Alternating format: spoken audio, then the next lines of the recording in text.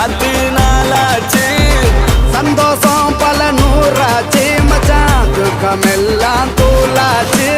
உனக்கு ஒண்ணுனா நான் இறங்கி வருவேன்டா.